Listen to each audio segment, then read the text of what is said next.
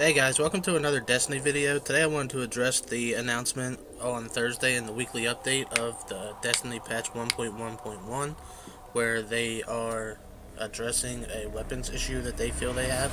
They want to essentially nerf auto rifles and buff pulse rifles. They don't feel pulse rifles are being used enough. Here is what they want to do.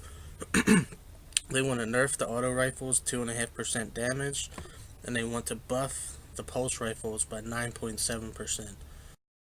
Coming up on your screen now, you'll see why they feel they have this issue. Obviously, pulse rifles aren't being used a lot, but I don't know about you guys. I've never been in a control match and thought, wow, I wish I had my pulse rifle in that situation.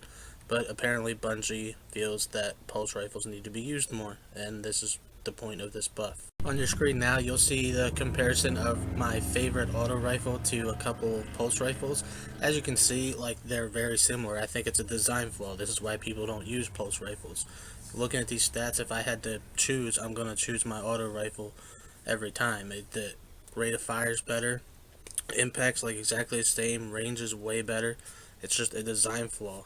It's why we choose the auto rifle. Bungie says this is what the community wants, and there are people complaining and feel that pulse rifles should be more relevant. And I think if those people do exist, it's because they're comparing Destiny pulse rifles to guns like the M8 from Black Ops 2, and that's just not what they are. Here's my problem with the buff and the nerf. It's guns like this, the Last Word, the Vex Mythocast, the Vision of Confluence. They're all guns that aren't technically quote-unquote considered auto rifles, but they fire on full auto. They have auto fire capabilities. So anybody that's good with the gun, not me, is going to be decent with it. As you can see here, the Last Word is an auto fire hand cannon, but it has a predictable recoil. It's pretty much straight up. Anybody that uses this gun is going to be able to control that and keep their shots on point. And it has really good impact to go with it. So if you're hitting your shots, this gun isn't getting a nerf, and it's going to do damage beyond belief, like really good damage. I get melted with it in PvP all the time. It just is what it is. It's a hand cannon. Hand cannons are getting a little bit of a nerf. They're getting a range drop off nerf, so it's not going to be as effective at a longer range. This is one of my favorite auto rifles. It's for the people. Again, very predictable recoil. It's pretty much straight up, and with the stability perks it has, it's very controllable. As you can see here, I can pretty much keep my shots on point, like, very easily. It groups very well.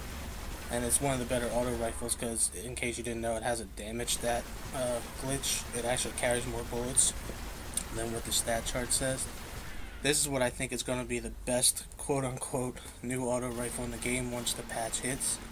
It's the Bad Juju. Carries 24 bullets, not a lot, but enough, especially with the damage increase it's going to get. As you can see, it's a very controllable recoil. I mean, you can keep your shots in a pretty good square, and with a 9.7 boost in damage, it's going to be killing pretty quick. So this, I feel, when the patch hits, it's going to be the best new quote-unquote auto rifle in the game. Don't worry guys, stats are just stats. I think people are going to use auto rifles as much as they ever did, and in reality 2.5% really isn't that much. I mean, in PvP, if your auto rifle is doing, say, 25 damage to 30 damage, I mean, I assume there's going to be round up, so it's going to be like a 1 point difference.